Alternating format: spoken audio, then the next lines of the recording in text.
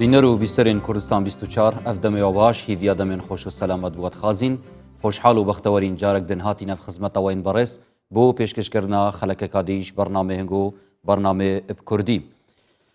ئاینداری ئەتناوبەرە جاران و نهاندا زۆر جار مەگوهل قسەکێت بیت هەندێک دبێژن زەمانên چووی خۆشتر بوون vêgavkê هەندێک جار jî dibêjin ئاینداریya پێشی niha ئاینداریەکە گەرم و گوڕ و باش بوو بەڵام vêgavkê wek caran nemaye û berif lawazbûnê çîtin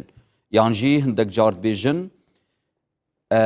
ke em wek kesanên cara rû il dînî nakeyn û germ û gurîn nîne etnaf dîndariyê da lewra ev gotine edbine sedema wê çendê ku corek ji corên bihêvîbûnê durist bikin etnava civakî da û etnava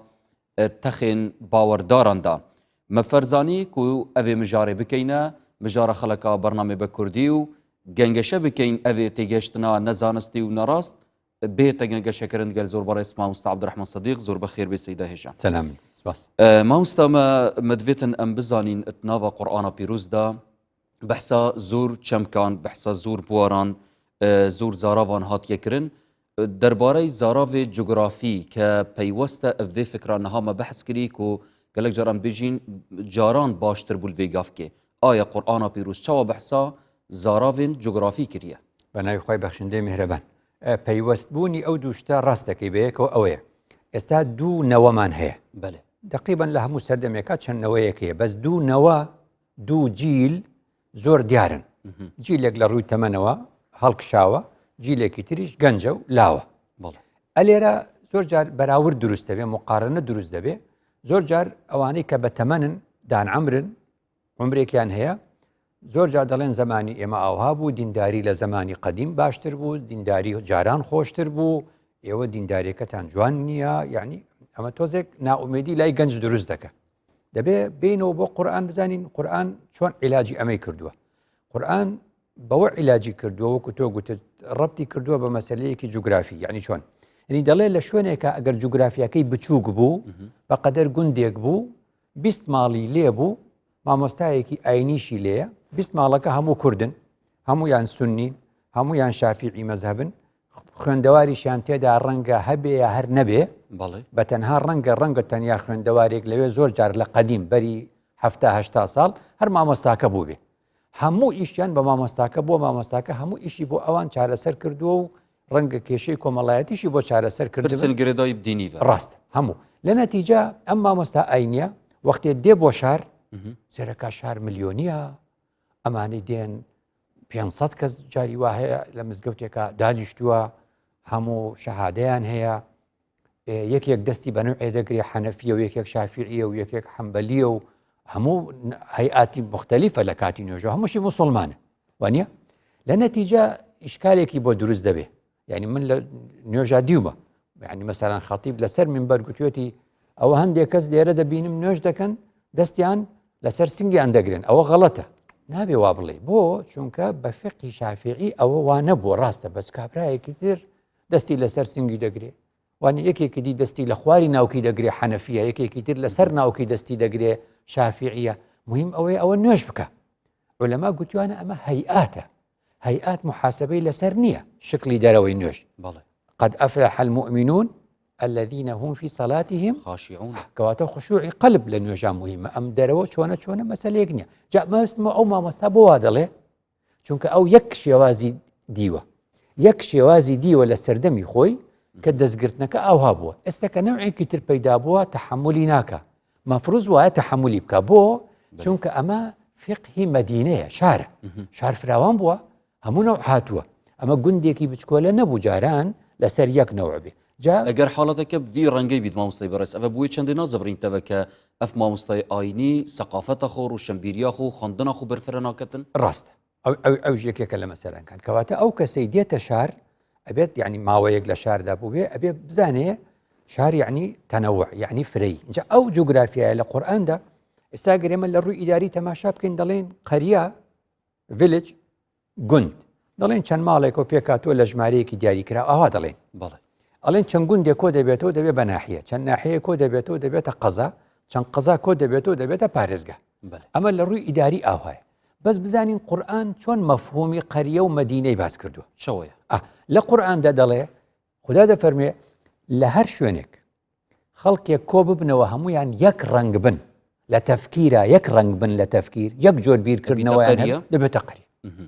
لەبەر ئەوە دەبینی ئەگەر خراپ لە شوێنێک کۆ ببێتەوە باشش لە شوێنێک کۆ ببێتەوە ئەو پێ دەگوترێ قەریە چونکە یەک بیر و بۆچوون هەیە هیچ بیر و بۆچوونێکی تر نییە هەر ئەوە زاڵە لەبەر ئەوەی لە قورآن زۆر جار دەبینی ینی هەتا ئاەتەکان گۆڕانکاری بەسەر دێ لە مەفهومەکەیە چۆن ینی کە پێغەمبەران خدا پێغەمبەران دەنێرێ بۆ شوێنێک کە یەک شێوە بیر دەکەنەوە دەفەرمی حتا ئیذا ئەتەیا ئەهلە قەریەتین ئیستەطعەمە ئەوە موسا و عەبدە ساڵیحەکە ئیستەطعەما ئەهلەها فەئەبەو ئەن یوضەیفوهما لێرە چونکە خەڵکێکی خراپە و میوانداریان ناکەن خدا فەرمووی حتا ئیذا ئەتەیا ئەهلە قەریەتین بەس پشتی ئەوە خدا دەفەرمێ وەئەمە الجیدار لە نەفسی شوێن دەفەرمێ وەئەمە الجیدار فەکانە لغولامەین یەتیمەین فی المەدینەتی وەکانە ئەبوهما صالحا چونکە ئەبوهما صالحا صالح لەگەر طالح ینی باش و خراپ لە شوێنێک تێکەڵ بوون لە شوێنێک باش و خراپ بەیەکەوە هەبوون ئەو جوگرافیا خدا ناوی دەنێ مەدینە بزانە خدا پێغەمبەر دەنێرێ یەک و دوو دەنێرێ نەبی دەنێرێ بۆ گوندێک بە معنە گوند نا بە معنە یەک جۆر بیرکردنەوە واضرب لهم مثلا أصحاب القرية إذا أرسلنا إليهم اثنين فكذبوهما چونکە یەک تەفکیریانەیە هەمویان بە یەک جۆر بیر دەکەنەوە تقبل الرأي جیاواز ناکەن دوو نێردراوەکەی خدا بە درۆ دەخەنەوە فعززنا بثالث هەستا بوو بە سەیەمیشی نرد هەر فایدەی نەبوو دەڵێن لە نەرجومەنەکم بە قسەیان ناکەن بەڵام لە پشتی ئەوە کە کەسێک دێ ئەفەرمێ خدا وجاء من أقصى المدينة رجل يسعى قال يا قوم اتبعوا المرسلين مادام ئینسانێکی باش هات تێکەڵ بوو خدا ناوی گۆڕی بە مەدینە کەواتە بەم قسەی کە تۆ پرسیارت کرد خدا پێمان دەڵێ بە مەفهومی ئێستەنا حەقمان نییە ئەوە گوندە و ئەوە شارە ئەوە نەڵێ يعني vêgavkê diçe bît kesek il gunda bijîtin belam tefkîr û eqliyeta kesekê medenî hebe زۆر جوان ئەو قسەیە زۆر ڕاستە دەکرێت ئێستا شوێنێک لە کوردستان ناوی گوند بێ بەڵام ئەو شوێنە هەموو بیر و بۆچوونێکی جیاوازی تێدا بێ هەموو بیر و بۆچوونێکی جیاوازی تێدا بێ زۆر جار دەڵێن گوندەکانی کوردستانی خۆمان دەڵێ مەسەلەن بارزان مسلمانیشی تێدایە و مەسیحیشی تێدا بووە و جووی تێدا بووە و ئێزدی تێدا بووە ئەو وەکو گوند گوندە بەس بە مەفهومی قورئانی ئەوە شارە بۆ چونکە هەموو تەنەوعێکی تێدایە کەواتە گەر گوندەکانی کوردستان هەموو بیر و بۆچوونێک لە خۆی بگرێ بە مەفهومی قورئانی وەکو مەدینەی لێدێ بە مەفهومی قورئانی جا لەبەرەوە ئێمە کەواتە باسەکەمان لە ڕووی ڕوانگەی ئاینیە لێرە بۆمان دەردەکەوێت خدا حەز دەکا لە ڕووی قورئان پێی خۆشە شوێنێک نەبێ تەنها خراپەکان کۆ ببنەوە یەک بیر و بۆچوونی خراپ پێشی خۆشە خدا لە یەک شوێن تەنها باشەکان کۆ نەبنەوە بۆ چونکە ئەگەر باش لە شوێنێک بێ و خراپ لە شوێنێک بێ ئەی چۆن هیدایەتی خەڵک دەڵێ لەبەرەوە خدا لە قورئاندا تەکید دەکاتەوە کە مەدینە بۆ ئەوەیە سەحابەش هەروایان کردو هاوڕێیانی پێغەمبەریش هەروە بوونە بۆی پێغەمبەر درودی خوای لەسەر لە مەدینە بوو بە هاوڵەکان و هاوڕێکان و سەحابەکانی دەگوت نەچنەوە بۆ بادیە جارێکی تر هەر لە مەدینە بن لێرە جا لەبەرەوە خەڵکێک ڕەنگە بڵێ جاران خۆش بوو لەبەر ئەوەی یەک جۆر بوو ئەم هەموو ئەفکارە نەبوو ئەم هەموو شوبهاتە نەبوو ئەم هەموو کەناڵە نەبوو ئەم هەموو قسانە نەبوو ئێچی بکەیت تازە ئاوای لە نەتیجە مادام هەموو هاتی نەشار مادام ئێمە لە شاردا دەژین ئێستا ئەم شارە هەولێرە سلێمانیە دوهۆکە کەرکووکە هەڵەبجەیە هەموو جۆر ئاینی تێدایە هەموو جۆر بیر و بۆچوونی تایە هەموو جۆرە حیزبێکی تێدایە هەموو جۆرە کتێبێکی هەیە هەموو جۆرە کەناڵێکی هەیە هەموو سۆشیال میدیایەکی تێدایە کەواتە دەبێ خەڵکی ئایندار خۆی ڕابێنێ لەگەڵ ئەم جۆرە لەم حاڵەتە ئەف مەدەنیەتە جانەوێتە بەحث کردن مامۆستا کە بەحسا مەدینێت کەی ناوە قورئانە پیرۆزدا ئایا ئێکسانە شارستانیەتە vêgavkî مەبەستاتە vêtin وەک شارستانی بژین مەبەستم ئەوە بوو یعنی لە چەمکە قورئانێکە یعنی مەدینە شوێنی یاسایە مەدینە شوێنی پێکەوە ژیانە جا ئەو کەسەی کە دەڵێ ناتوانم من لە شار دەست بە دینی خۆمەوە بگرم هاوڵێکی پێغەمبەر سەحابەیەکی پێغەمبەر درودی خوای لەسەر وەڵامی دەدا ئیبن مەسعود کە سەحابەی پێغەمبەرە دەفەرمێ خاڵیت الناس ودینەکە لا تەکلیمەنەه یعنی دینداری ئەوە نییە بچی لە شوێنێک دانیشی لە کونی چایەک بە تەنیا دابنیشی دەفەرمی بڕۆ تێکەڵی خەڵک بە ئیبن مەسعود دەڵێ بڕۆن تێکەڵی خەڵک المؤمن الذي يخالط الناس ويصبر على أذاهم خير من المؤمن الذي لا يخالط الناس ولا يصبر على أذاهم کەواتە بکەم بە کوردی مادام باست کرد پێغەمبەر درودی خوای لەسەر دەفەرمێ باوەڕدارێک کە تێکەڵی خەڵک بێ و تووشی گرفت بێ خێری لە لای خوددا زیاترە لەو مسلمان و باوەڕداری کەوا تێکەڵی خەڵک نابێ و گۆشەگیر بێ لەبەرەوە ئیبن مسعود قسەکەی جوان بووە کە دەفەرمێ خاڵیت الناس ودینەکە لا تەکلیمەنەهو یعنی تێکەڵی خەڵک بەو دینەکەشت پارێزراو بێ ئەمە ڕاستەقینەیە کە تۆ بتانی بەم هۆیە چ دەبێ بەم هۆیە تو ئەگەر حەز دەکەی خەڵک فێری دینداری بێ و ئاینداری بێ بەمەنەوە هیدایەتی خەڵک دەدەی بەس هەموو باشەکان پێیان خۆشە بچن لە یەک شۆن بن و کۆ ببنەوە هەموو بڵند خراپەکانش بچنە شوێنێک ئەی دوای چۆن یعنی هیدایەتی خەڵک دەدەیت چۆن قسە لەگەڵ خەڵک دەکەیت دەستێتت خوش ماوسێ بەرز هەر سەبارەت ئاخفتنی جانابێتە نوکە ئاڕاستەکردین هەمان پرسیار هاتی ئاڕاستەکردن بۆ بینەرێن بەڕێز ئەلشار و شارۆچکین کوردستانی ئایا تو حەستکەی ئەلجەیەکی بژی یەک دەنگ و یەک ڕەنگ و یەک هزر و بیر بن یانجی فرەلایەن و فرە هزر بیتن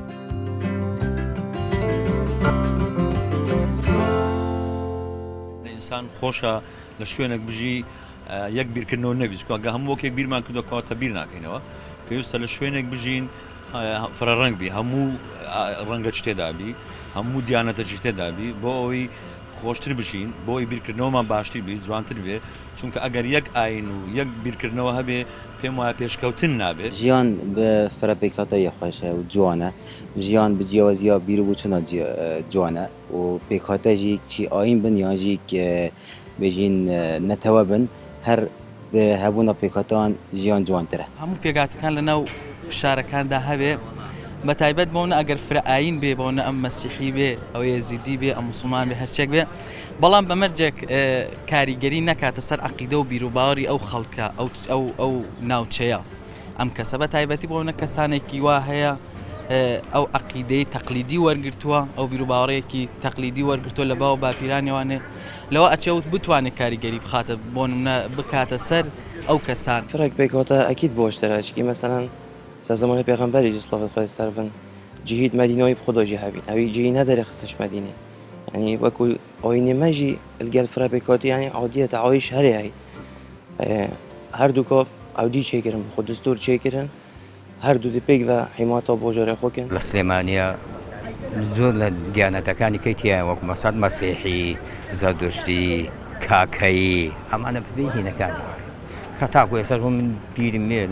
ثمانية كمية تاكو يسال شيء بس بقولك نو أو تو مسيحية أو تو نظام كاكاي أو تو هيك ديتنا من مروفت كمالجهك وسط بشيد كو فرنا توابت كمالجهك بت يبيكاتي بتش كسان جور أو جور مثلا مسيحي بن إزدي بن كرد بت عرب بت بياني بت باخچه دی چوای جوان بت اگر فرق گلیت ناف ده بت گلک گلت نافی باخچه ده بن از باورم جی جوار ما کردستان ما بهند یا جوان جبرکو ما گلک پیکاتید و کردستان ده هم بگیره پیکاتید آینی بن ید نتوایی بن جبر هند جی اساسات بینم اگر مروفت تجه پیکوژیان بگهد پیکوژیان وصا خوشتره وصا جوانتر و پراوشتره اگر گلک پیکاتت ناف جواکی و ولاتی ده هبن بینەر و بیستەرین کوردستان 24 دووبارە سەڵاف لوەبن و دەستخۆشی بووان بەڕێزانە کە بەشدار بوون ئەتناڤە ڤۆکس بۆوادا و ڕاوسەرنجین خۆ ئاڕاستەی مەکردین مامۆستای بەڕێز پێشی vê ڤۆکس بۆ بێمە بەحسا شارستانیەتێ کرد و بەحسا وی چەمکی و مەفهومی کردەوەی قورئانی بەحس کردی کە مەدینە جیایەت ئەدگەل قەریێ نەها مەدوێتن بزانی مامۆستا دەما ئەم بەرەف شارستانی بوونێت چین ئایا چ مفابوومە تێدا هەیە ئەم دەفێرە چە تەشت بین ڕاستە یعنی ئێستاکە شێوازێک لە شێوازەکان جاران بڵێن شارۆچکەیەک تێ چۆن ئینگلیز پێی دەڵێ تاون مەسەلەن یەکێکی دی پێی دەڵێ بەلدا لە عەرەبی کورد پێی دەڵێ شارۆچکە بەڵام دوای دینە شوێنێک وەکو گوتم هەولێر دوهۆک سلێمانی هەڵەبجە کەرکووک ئەمە ئێستا پێی دەڵێن سیتی یعنی پێی دەڵێن شار بە عەرەبی پێی دەڵێن مەدینە ئەمە ئێستا بۆ وایە چونکە وەکو گوتم هەموو بیر و بۆچوونێکی سیاسی تایە هەموو بیر و بۆچوونێکی فەلسەفی و فکری تێدایە هەموو حیزبێکی جیاوازی تێدایە هەموو ئاینێکی تێدا هەموو ئاینزایەکی جیاوازیشی تێدایە کەواتە لەم حاڵەتەدا چی دەبێت ئێمە فێری چ دەبین ئەمە ئەوە زۆر گرنگە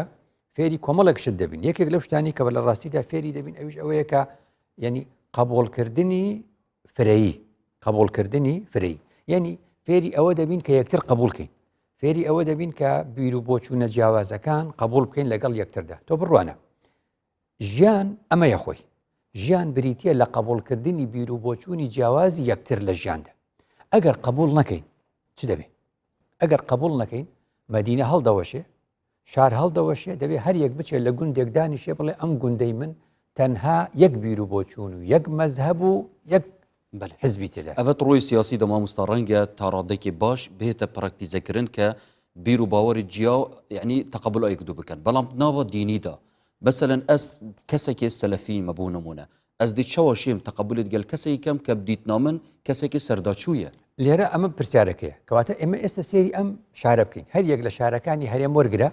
چی تێدایە لە ڕووی ئاینی لە ڕووی ئاینی بژمێرین هەر هەشت ئاینەکەی تێدایە وایە لە ڕووی ناو ئاینی ئیسلامیش بژمێریتەوە دەبینی سنیەکەی سەلەفیشی تێدایە و سۆفیشی تێدایە و حەنەفی تێدایە و شافیعی تێدایە و حەمبەلیشی تێدایە وانە ڕەنگە مالیکی کەم بێ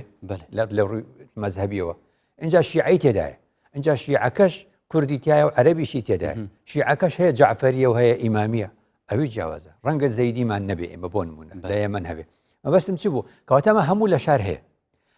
هیچ کێشەمان نییە وانە بەس وەختێک کە ئینسان دەمرێ وانە مسلمان دەبەنە قەبرستانی مسلمان مەسیحی دەبەنە قەبرستانی مەسیحی جوو دەبەنە قەبرستانی جوو یەزیدی دەبەنە قەبرستانی خوان حتا کە شیعە بێ مەسەن دەیبەنە نەجەف وانە بەم شێوازە ئەگەر ئێمە ژیان وا لێ بکەین ئەگەر ئێستا ژیان ئاوا لێ بکەین هەر کەس لە شوێنی خۆی چیمان کرد شارمان کرد بە گۆڕستان مزگەوتێک بەس بۆ سەلەفی بێ مزگەوتێک بەس بۆ سۆفی بێ مزگەوتێک بەس شافیعی بێ مزگەوتێک بەس شیعە بێ مزگەوتێک بەس سوننە بێ وانە چ بوو ئەمە گۆڕستانە گۆڕستان ئاوا تەقسیم کراوە شاروانیە کەواتە ئێمە وەختێک دەژین وەختێک هەموو بە یەکەوە دەژین بۆ ئەوەی شار نەبێ بە گۆڕستان تکستن ئاینی پشگیریەوان ئاخفتنی جەنابێتەکەن کە بالفعل مرۆڤ ئیماندار و باوەڕدار پێک بە ژیانە بیتن بەڵێ لەبەر ئەوە چییە ینی خێری چیدایە بۆ ئاین حەز دەکە ئاوها بین ئاین حەز دەکە ئاوها بین چونکە جوانی دین هەموو دینەکان بیانەوێ جوانی دینەکەیان دەرکەوێ دەبێ ئاوا بە یەکەوە بژین چۆن وەختێک کە تۆ دەبینی مەولانە ڕۆمی بەڕەحمەت بێ قسەیەکی جوانی هەیە دەڵێ ڕقتان لە نەخۆشی نەبێ نەخۆشی ناخۆشە بەس دەڵێ ڕقتان لێ نەبێ لەبەر چێ لەبەر یەک نقطە دەڵێ بەهۆی نەخۆشی بۆمان دەردەکەوێ چ تەبیبێک چ پزیشکێک زۆر باشە دەڵێن فڵانە نەخۆشی عیلاجی نییە بەس دەڵێن وەڵا فڵان دکتۆر عیلاجی کرد کەواتە ئەگەر نەخۆشی نەبووایە ئەو دکتۆرە باشە دەرنەدەکەوت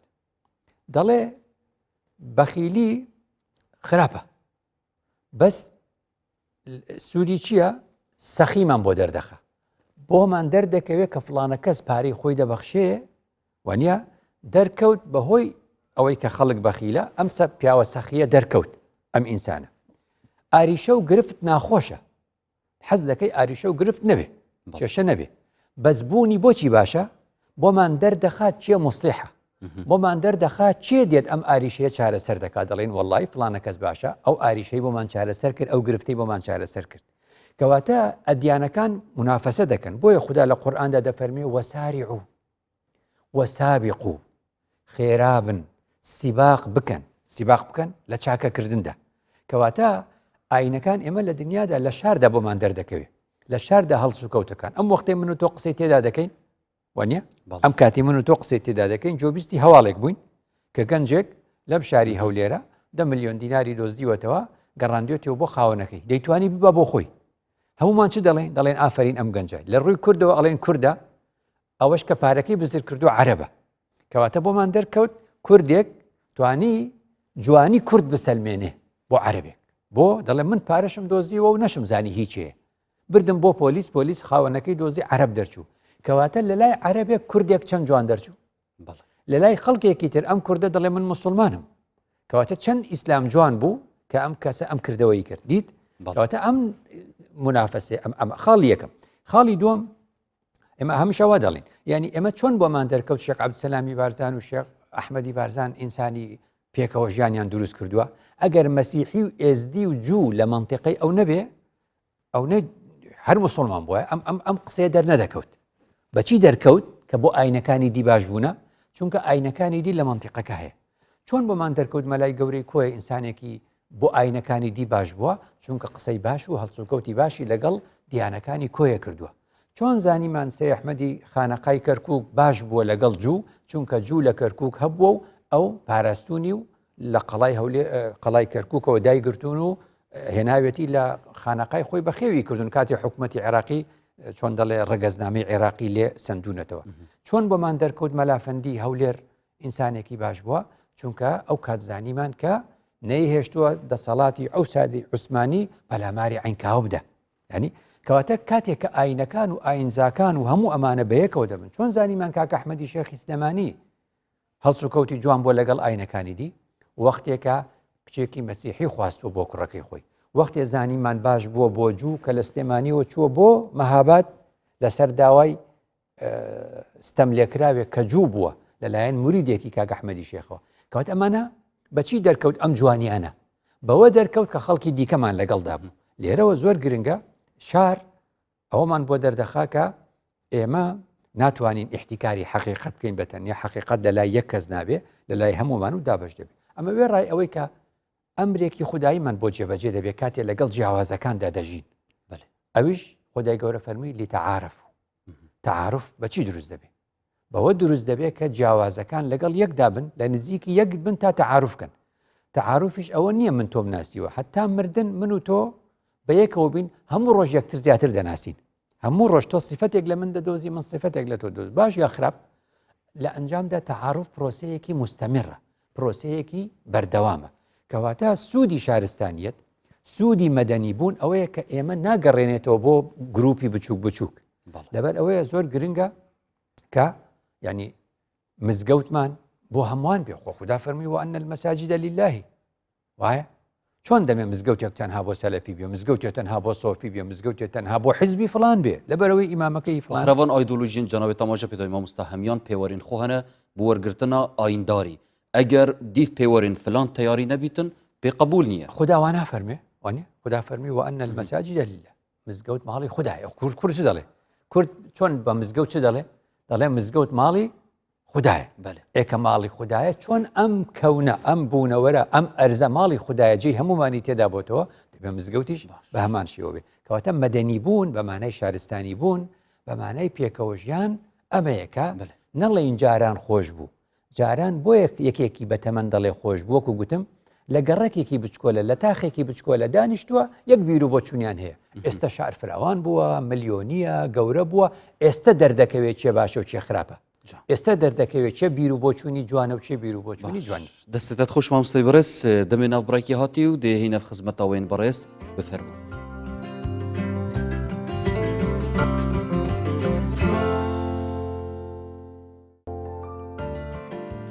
بینەرن خوشتەوی دووبارە سڵاف وەبن بەرداوامین گەلوەدا بوو پتر درجە پێدان ئەدگەلوی تەوەری هاتیە دەست نیشانکردن ئاینداریت ناوبەرە جاران و نەهاندا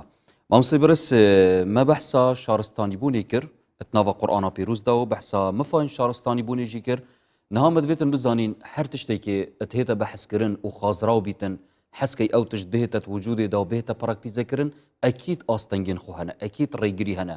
مە دەبێت بزانین ڕێگریین ئانکو ئاستەنگین شارستانی بوونێ چ تشتن بەڵێ یعنی ژیان لە ئێستادا زۆر گرنگە ئێمە لە ئێستادا دەژین ئەم لە ئێستا ژیانە لەم هەر کەسە لە شاری خۆی هەر کەسە لە شوێنی خۆی لەم جوگرافیا فراوانە دنیا وای لێ هاتووە سەردەمانێکی زوو خەڵک گۆشەگیر بوو لە شوێنی بچووک بچووک بۆ خۆی دەژیە ئێستا خەڵک لە شاری گەورەدا دەژێ کە لە شاری گەورەدا دەژێ مەبەستمان ئاینداریە ئەم ئاینداریە هەندێک جار قرس دەکرێت بەوە قرس دەکرێت کە وەکو گوتم لە نێوان دوو نەوەدا نەوەی کۆن نەوەی نوێ ئەم نەوە تازەیە کە پێدەگا و گەنجە و لاوە ئەو نەوەی تریش ئەو جیرەی کە دان ئەمرۆ بادیت بژینێ نفش بەڵێ نفشێنی ئەتەوە کەواتە لەم حاڵەتەدا گرفتێک ئاریشەیەک دروست دەبێت گرفتەکە چییە کە دروست دەبێت ئەوش بەراوردی پێدەڵێ مقارەنە بە عەرەبی بە کوردی بەراورد یاسای هەیە ڕێسای هەیە لە نێوان ئەم چاکەتەی من و ئەو چاکەتەی تۆ نابێت کەس بەراوردکە بڵێ ئەم چاکەتە لەگەڵ ئەو چاکەتە فەرقی چییە فەرق زۆرە لەبەرەوە نابێت باسی بەراوردی ئەم دووە بکەین نهێنیەکە چیت بەراورد یاساکەی ڕێسای بەراورد دەڵێ بەراورد دەبێت لە نێوان شتە لە یەکچووەکاندا بکرێ دووشتی لە یەکچوو بکرێ بەراورد دەکرێت دەڵێن نێوان ئەو پەرداخە ئەو بەرداخە بەراوردکەن چونکە لە یەک دەچن بەڵکو جیاوازیەک بدۆزیتەوە بەس لە نێوان ئەم چاکەتە و ئەو چاکەتە نابێ بەراورد بکرێ چونکە ئەوە دیارە کاڵە ئەوە تۆخە دەکرێت بەراورد بکرێ بڵێن ئەم قەمیسە سپیە لەگەڵ ئەو قەمیسە سپیە کراس بەراوردیان بکە دەبێت بەراورد لە نێوان دوشتی لە یەکچوو بکرێ ئەگە دوشتەکە جیاواز بوون بەراوردەکە دیارە نها ئەوێ چ پەیام تێدا هەیە ئەوێ ئەفتنە کەواتە بە خەڵک دەڵێم حتا بە مامۆستای ئاینیش بە ڕۆشنبیرانی ئاینی چکە باسی ئاین دەکەین بەراورد نەکەن لە نێوان چەند شتێکدا یەکەم بەراورد نەکەن لە نێوان دوو زەمانی جیاوازدا چۆن یعنی سە من کتێبێکی ئیمامی غەزالی دەخوێنمەوە بە ڕەحمەت بێ کە لە 1911 وفاتی کردووە 1911 مثلا میلادی یعنی نزیکەی بەری 900 ساڵ وفاتی کردووە لە ئێستا وایە 900 ساڵ بەری ئێستا و 900 ساڵ پێش ئێستا وفاتی کردووە لە کتێبەکەیدا بۆ نمونە با بڵێن لە کتێبەکەیدا نووسراوە هەر کەس نەزەر بکە گوناحی ئەوەندەیە و گوناحەکەی زۆر گەورێ وایە کە ئەم کتێبە دەخوێنی بۆ جیلی ئێستا ئەم جیلی ئێستا زۆر زەحمەت دەبینێ دەڵێ من زۆر گوناحبارە من بەڕاستی ناومێت دەبم لە ڕەحمەتی خوددا ئەو تا ئیمامی غەزالی وا دەڵێ لە کتێبەکەی پێی دەڵێن ئەو بەراوردە غەڵەتە ئێمە هانی نادەین نەزەر بکە هانی نادەین تەماشای خەڵک بکە بەس دەڵێن ئەو کتێبە بەری بەلای کەمەوە 1000 ساڵ نووسراوە چکە لە 900 ساڵ بەری ئێستا وفاتی کردو کەواتەگە کتێبێک بەری 1000 ساڵ نووسرابێ باسی عقوبەی نەزەری کردبێ بە خراپ تەماشاکردنی ئافرەتێک ئەو کات دەڵێن لەو زەمانە لەو سەردەمەی کە ئەو کتێبە نووسراوە ئافرەت لە دەری هەر نەبووە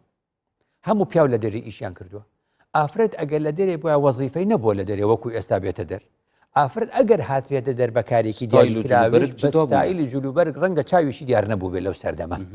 کەواتە یەکێک لەو سەردەمە لە ئافرەتێک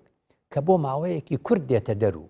پۆشتە پۆشتەیە و نەزەری لێ بکە بۆ نمونە ئینسانێکی زۆر قەبیح و ئینسانێکی زۆر نیەت خراپە ئێستا نەزەر تۆ نایکەی ئەمە ئێستا ئەم مشاهدەی ئێستا هەیە لە شاردا کە ئەم هەموو وەزعە دەبینی ئەم هەموو جلوبەرگە جیاوازە دەبینی ئەم هەموو کەناڵە دەبینی ئەگەر ئەو عقوبەیە بێنیتە ئەم سەردەمەیە هەمان ئەو عقوبەیە دانی گەنجی ئێستا دەفەوتێ گەنجی ئێستا ناومێت دەبێت کاکە دەڵێ دینداری ناکرێت ئەگەر لێ ئەو کتێبە چی گوتووە کەواتە دەبێت تۆ هەر زەمانێک وە زەمەنی خۆی کەواتە ئەمە هاندانی گەنجێک نییە بۆ تەماشاکردن بەقەدەر ئەوەی بۆ ئەوەیە ناومێدی نەکەی چونکە ئێستا سەردەمێکە ئادی بچۆ بازار تۆ وانە بەڕاست و چەپ و پێش و پاشە ئاوردەرە قورآنە پیرۆژی مامۆستا زۆر دقیقی ئاماژانە داوێ چەندێک قل للمؤمنین یغضوا من أبصارهم نە نەظاراتهم ئەبصارهم جودانیە لەگەڵ نەظارات بەمعنایەکی تر بڵێ شتێتر بڵێ فەرمووی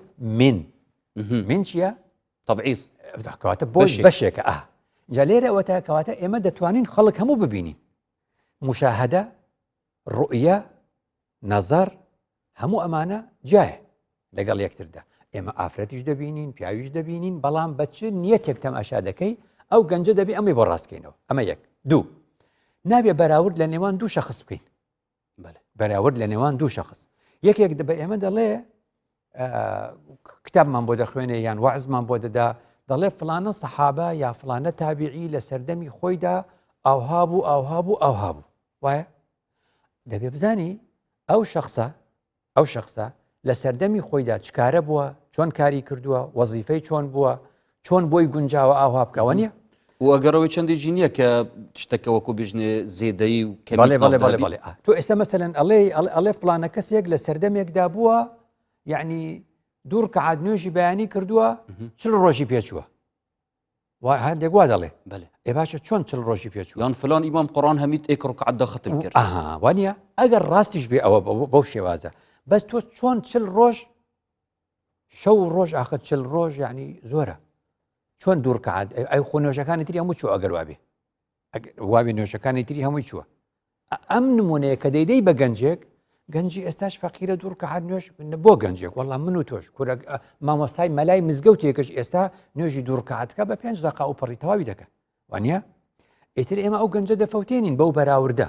بڵێن فلانە عابد هەبووە لە فلانە سەردەمە ئەخر ئەو فلانە عابدە لە کونە شاخێک بووە خەڵک خواردنی بۆی بردووە تۆ ئێستا ئیش دەکەی کار دەکەی مناڵ بەخێو دەکەی ماڵ بەخێو دەکەی دەبینی نابێ بەراورد بکەی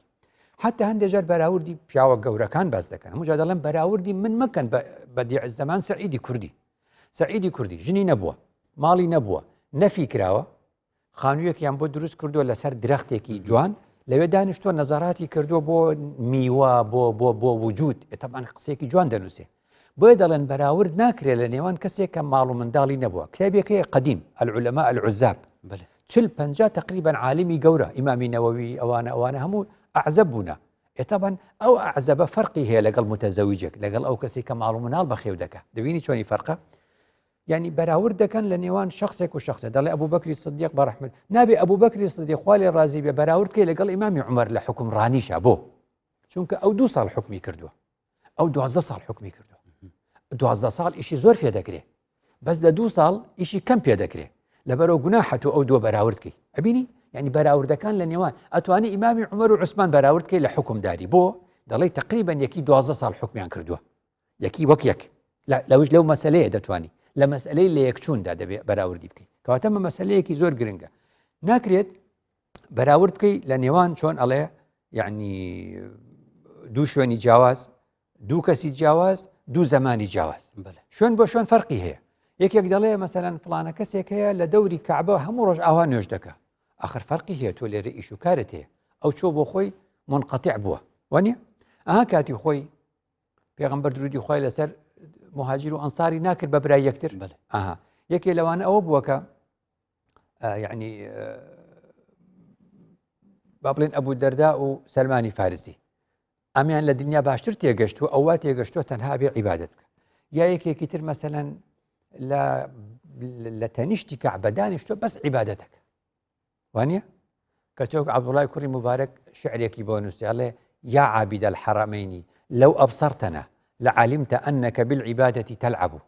أي أو كسي لدوري دو حرم دانشتو تو عبادتك أجر تو تشاوي إما بكي إما تشخباتي دكين لمجانا دا ومال ومنال وآين داري دكين وقصي خير بو خلق دكين وماندو دبين أو درك عاد نجي للبناي حرم ديكي أو وكو ياري وايا قميتو ديكي أميت توبي آين داري لأنه خلق دابكي لەگەڵ خەڵک دا بکەیت جوانیەکانی ئاینەکەی خۆت لەگەڵ خەڵکدا پیشاندەی جا لێرەوە زۆر مەسئلەیەکی گرنگ دێ ئەوش ئەوەیە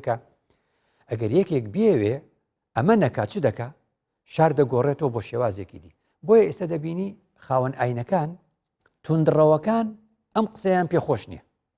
بۆچی داعش حەزی کرد تەنها منتیقەی بۆ خۆی دروست کات و تەنها بە بیر و بۆچوونەکەی ڕەشوسپێکی خۆی ئەوە دروستکە هەندێک لە جووە توندڕەوەکانیش ئێستا دەڵێن ئێمامانەوە قودس بەس بۆ یەهود بێ جداری بە دەورا دروست دەکەن جداری بە دەورا دروست دەکەن دیوارێکی بە دەورا دروست دەکەن خەڵکی دینەیە دەبەن هەموو جووەکان ئەویان قبول نییە ئەوە جووی توندڕە ئەوە دەکە مەسیحی توندڕە لە ئەوروپا دەڵێ مسلمان ئەوروپای ناشرین و پیس کرد یاڵە هەموو ئەوانە حزب پەیدا بووە لە ئەوروپا پێی دەوترێ ینی باڵی ڕاستڕەوی توندڕە بە ناوی دین دەڵێ مسلمانەکان بگەڕێنەوە بۆ وڵاتی خۆیان مسلمانی توندڕەویش پەیدا بۆ دەڵێ ئاینەکانی دی دەرکەین هەمووی بنێرین و بۆ وڵاتی خۆیان جووی توندڕەویش دەڵێ مسلمان دەرکەین کەواتە ئایندارە توندڕەوەکان حەزەکەن جیدار و چۆن دەڵێ دیوار دروست بکەن ئایندارە ڕاستەقینەکان حەزەکەن پرد دروستکەن لەگەڵ هەموو ئاینەکانی دیکە لەگەڵ هەموو ئاینزان لە هەموو بیر و بۆچوونەکانی بەڵێ مەمساف چەندە وێکی دیگەهێنیتن کە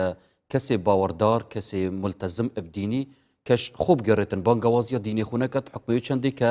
دابسەلمینتن و یەدگەل کەسانی بەرامبەر خۆت ژیتن کە نەتگەلویە ڕاستەکەی خۆی ینی ئەگەر بڕوانی وەڵامی ئەو پرسیارە لە چۆ جوانتر دەسەکەوێ یعنی لە پەیامەکانی خوددا لە پەیامەکانی خوددا کە خوددا پێغەمبەران دەنێرێ کە پێغەمبەران دەنێرێ هەمیشە بۆ شارە گەورەکان دەینێرێ بۆ گوندێکی بچووکش نەیناردووە بۆ چونکە شاری گەورە هونەرە ڕاستەقینەی هەموو ئاینێک ئەوەیە کە لە شاری گەورەدا خۆی بنوێنێ ئاینی جوان ئەو ئاینەیە کە بتوانێت لە نێو جیاوازیەکاندا خۆی بنوێنی خەڵکەکانی دیکە قبول بکە کردار بسەلمینتەدینەوەی دینەکی باش ئەجینا من دەماڵ بەرمە گوندێک و جایی کەمەوە بە تاقی تەنیا ئەم قسانەیان بۆ بکەم ئەتوانم کۆنتترۆلی دەماڵ بکەم لە گوندێکە وانە ئەوە سوودی نییە خدا حەز دەکات دنیا بە فراوانەکەی بەم شێوازە بۆیە مستەلەحێکی قەدیم هەبووە کاتی خۆی شەڕ بووە ئەوە دار الحربە ئەوە دار الئیسلامە ئەوە ماڵی ئیسلامە ئەوە ماڵی شەڕە ئەوە ماڵی کافرە ئەو زەمانە ڕۆی ئێستا دنیا هەمووی ماڵی خوددایە دەستێتت خوشمامۆستای بەڕێز بینەرێن بەڕێز دێچینەت ناوا شار و شارۆچکین کوردستانê و بەشێ دوێل vokis بۆ پرسیار هاتیە ئاراستەکردن پابندبوون و التیزام ب ئاینی ئاسانترە ئەت ناوا شاراندا ئان jî ئەت ناوا گوندی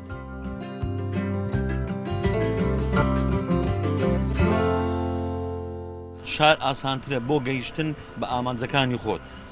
لەبەرەوەی خەڵکی زیاتر شارەزاتر و زاناتر تێدا دەژی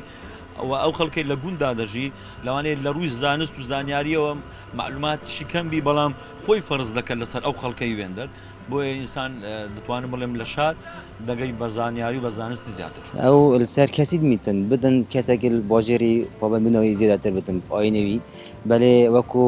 عرف و عادات جوواکێکی بێژین یەکگرتی وەکو گوند بتن زیاتر بتن مکۆمیاوی کەسیوی تاکیوی جوواکی ئاینی بە زیاتر بتنش باژێرە لە گوندەکان ئاسانترە ئەویش بە هۆکاری ئەوەی کەوا هەل لە پێشینەوانێ هەروە بووە چونکە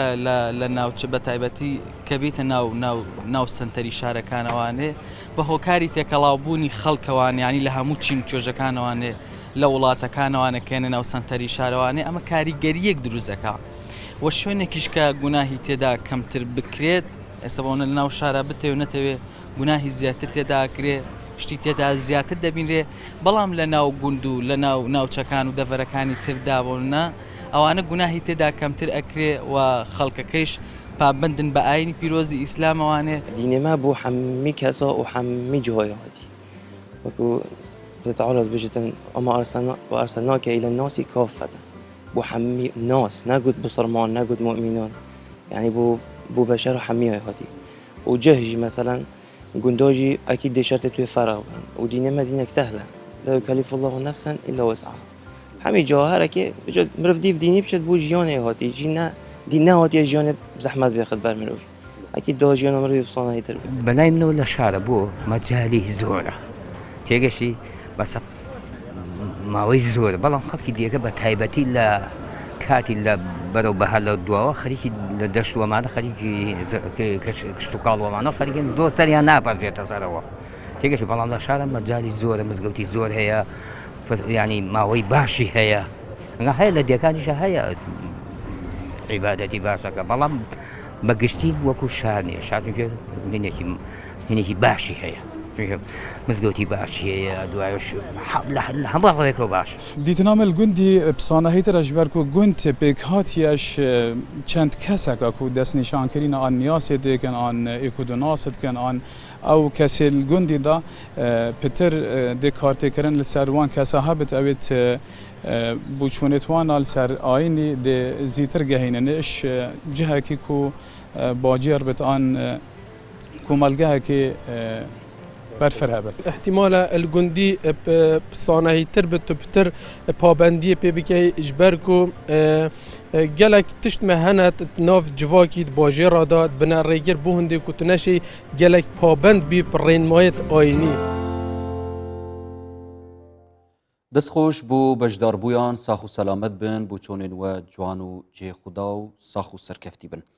مامۆستای بەڕێز بزەڤڕینە سەر تەوەرێخۆ کە ئەم بەحسا ئاینداریەت ناوبەرا جاران و نەها دادکەین مەدوێتن نەها بزانین چەوە کەلتورێ شارستانی بوونێ یانکو کەلتورێ شاری دێ پەرەپێ دەین و بەرەف پێش بین ئەم پرسیارێکی جوانە کەواتە هەموو شوێنێک یا هەموو شتێک کەلتوری خۆی هەیە بەمانە سەقافەتی ئەو شتە یعنی کەلتوری پێکەوە ژیان کەلتوری پێکەوە بوون کەلتوری چۆن دەڵێ لێبوردەیی کەلتوری شار یعنی زۆر گرنگە ئێمە فێری ئەوە بین کە ژیان لە شاردا ئێستا قسەی ئێمە لەسەر ئاینە لە بەروی بەرنامەکەمان ڕۆشنبیری ئاینیە یعنی ئاینداری لە شاردا چۆن ئەتوانین پەرە پێ بدەین چۆن ئەتوانین قبولکردنی جیاوازیەکان ئاسانتر لە شاردا بێت چەند میکانیزمێک هەبێ ئەو میکانزمانە بریت یەکێک لەو میکانیزمانە دروستکردنی چۆن دەڵێ چوارچێوە گەورە هاوبەشەکانە ینی چۆن چوارچێوەی گەورەی هاوبەش ینی چۆن یەکێک لەو شتانی کەوامان لێ دەکا هەرێم وەکو هەرێمی کوردستان لەگەڵ یەکە تەعاروفەکە بکەین جارێ هیچمان جودا نەبینەوە لە یەکتر ئەوەیە کە هەندێک چوارچێوەی گەورەمان هەبێ چوارچێوەی گەورە وەکو چی وایە با نمونەیەک پێ بڵێم بۆنمە زانکۆ زانکۆ جاران کێ ینی 1990 کاتێک کە بەس زانکۆی سەلاحەدین هەیە لە هەموو هەرێمی کوردستان یعنی لە هەموو هەرێمی کوردستانەوە خەڵک بێتە زانکۆ دێتە چۆ دێتە یەک زانکۆ کەواتە هەموو یەک دەناسن کەواتە هەموو هەرێمی کوردستان یەکیان ناسی ئەو یەکتر ناسینە ئەو کات چۆن هاتن بە هەموو جیاوازی بیر و بۆچوونی سیاسی و ئاینی و مەزهبی و تێگەشتی بیر و هەموو جیاوازە بەس نیوەی ئەم ژمارەیە زیاتر ئەکەوێتە خەڵکی شارۆچکەکانی تر کەواتە کەوتنە بەشی ناوخۆیی کەوتە لە بەشی ناوخۆیش نزیکەی ساڵێک لەگەڵ یەکدا بە جیاوازیەوە هەر دەژین کەواتە زیاتر ئاشنای یەکتر بوون ئەبینی ئێستا یەکێ لەو شتانی کە چۆنەڵێ وامان لێ دەکا کە جیاوازیەکان قبول نەکەین لە ڕوویەکەوە باشە لە ڕوویەکەەوە خراپە هەموو قەزایەک ڕەنگە وای لێ هاتووی هەموو شارێک زانکۆی خۆی هەیە هیچ کەسێک لە دوهۆک نایە بۆ هەولێر لە سلێمانی نایە بۆ هەولێر لە هەولێر ناچێت بۆ سلێمانی زانکۆی هەڵەبجە نایە بۆ ئێرە زانکۆی کەرکووک ناچ ئەمە چییە لە ڕوویەکەوە لە ڕوویەکەوە باشە ئاسانکاریە لە ڕووی ئابووری ئەوە بەس لە ڕوویەکی دی چییە هەر کەس کەلتوری ناوچەی خۆی دەبینی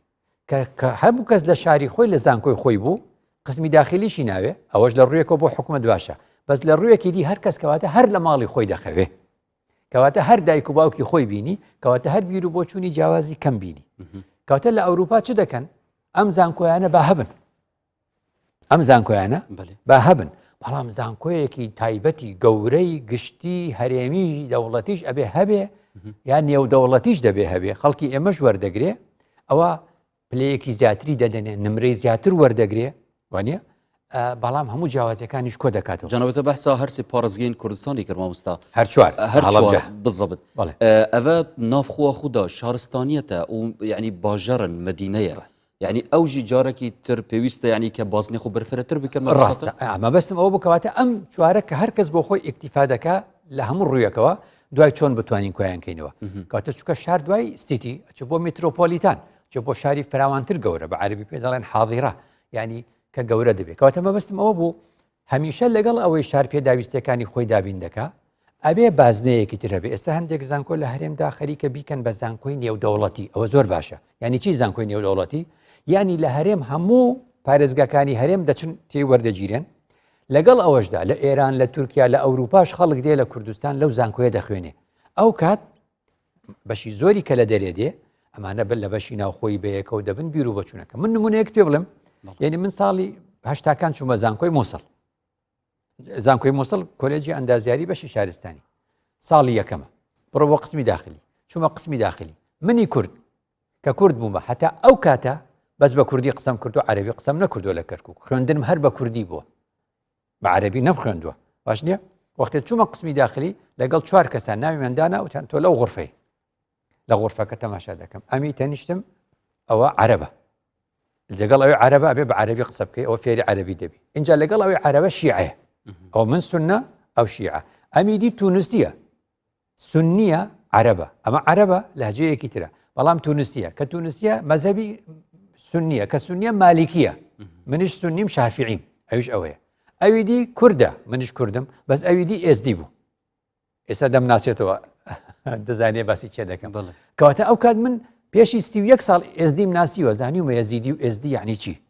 هەیە تا ئێستاش خەڵکی خۆمان تێکەڵ نەبووە لەگەڵیان نازانێ لەبەرەوە لە دوورەوە چۆن دەڵێ تفەنگ بە تاریکیەوە دەنێ نەیناسیوە نەیدیوە کەواتە مەبەستم چی بوو مەبەستم ئەوە بوو یعنی پێکەوە بوون لە شاردا و دروستکردنی ئەو بازنانەی کە جیاوازیەکان کۆ دەکاتەوە یارمەتی دەرمانە بۆ ئەوەی کە یەکتر قبولکەین ئەمە یەک دوو یەکێ دەڵێەوە تا لە قورئاندا خوددا ئەفۆن لە قورئاندا پێغەمبەرێک دوعای لە قەومەکەی کردو چونکە مسلمان نەبوونە و وانە دوعای لێ کردوین دەڵێن ئەو دوعایانە ئی ئەم سەردەمە نییە بۆ لەبەر ئەوەی پێغەمبەران هەندێک لە پێغەمبەرانی پێش هەتا پێشی موسا لە قورئاندا ئاوایە لە شوێنێکی دیاری کراودا کە خوددا بەو پێغەمبەرەی فەرمووە خەڵکەکەت خراپە و وازە خراپەکاری ناهێن و ئیدی ئەوە ئەخیرەکەیەتی و کۆتایی پێانە ئەو کات ئەو پێغەمبەر ئەو دوعایی کردووە بەو مانایی کە بڵێن خوددا وحی بۆ ناردووە ئینەه لن يؤمن من قومك إلا من قد آمن فلا تبتئس وحی خوددا وحی بۆ ناردووە ئەو کات کە زانیوێت ئەمانە عیلاجیان نییە دوعای کردووە بەڵام عەزابێک بۆ جاران لە قورئاندا باس کراوە پێ دەڵێن عەذاب الاستئصال یعنی بە کوردی یعنی سزای لە نێوبردن چونکە خراپەکان جابوونەتەوە خراپی خراپەکار جابۆتەوە لە شوێنێکدا خوددا لە نێوی بردوون زانایان دەڵێن لە دوای دابەزینی تەوراتەوە وەلەقەد ئاتەینا موسى الكتاب من بعد ما أهلكنا القرون الأولى يعني ئەو مەرحەلەیەک بوو تەواو بەڵێ خوددا دەفەرمێ ئەو مەرحەلەیە ڕووی ئیدی کتاب هات مادام کتاب هات و مەدینە هات و شار هات ئیدی باش و خراپ پێکەوە کۆ دەبنەوە کاری باشەکان ئەوەی بە خراپەکان بڵێن چاکە بکەن و خراپە مەکەن خۆ ئەگە کردیان خوددا کەس دەنێو نابە کەواتە خەڵکی ئێستا ئەگە خراپەتان لە شارەکەماندی و خراپەتان لە هەرێمەکەماندی دوعانەکەن چکە دوعاکەتان قبول نییە دوعاکەتان قبول نییە بۆ چونکە خوددا فەرمووی وەکەم ئەهلەکنا من قەریەتین ئەوە قەریە بوو بە معنای نە گوندی ئێستا بڵێم یعنی خراپەکان لە شوێنێک کۆبوونەوە خوددا زانی کە ئیتر خراپن ئەو پێشی موسا بوو لە موساوە تا ڕۆژی قیامەت خودایدی کەس دێنێو نابە خوددا بە من و تۆ دەڵێ بە هەموو خەڵک دەڵێ ولو حرف امتناع الامتناع يعني نايكا ولو يؤاخذ الله الناس بما كسبوا ما ترك على ظهرها من دابة ولكن يؤخرهم إلى أجل مسمى أجر خدا بخرابي خرابكاران من لقل دابك هجر خاون روحك لسر أرزاناه ولكن يؤخرهم إلى أجل مسمى خراپە و باشە هەمووی خوددا بۆ ڕۆژی قیامەت هەڵگرتووە ئەوەت بیتە تهدید ئەخفتە ناجەمێت ئەمە ئەبێتە مایەی چۆن دەڵێ مزگەنی و بەشارەت بۆ من و تۆ بۆ خەڵکی خراپیش خەڵکی خراپ ناوبەت نەبن چونکە خوددا لە نێوتان نابە بە خراپەکانتان دەرگای تەوبەت لەسەر کراوێت تا ئەو ڕۆژەی دەمری بە ئێمەش دەڵێ ناومێد مەبن لە خەڵکێک کە پێتان وایە خراپە بە مامۆستای ئاینی و بە وتاربێژانی سەر منبەر دەڵێ دوعا بۆ خەڵک بکەن دوعا لە خەڵک مەکەن دوعا بۆ خەڵک بکەن دوعا لە خەڵک مەکەن ما تقریبا دقەك مایە مامۆستا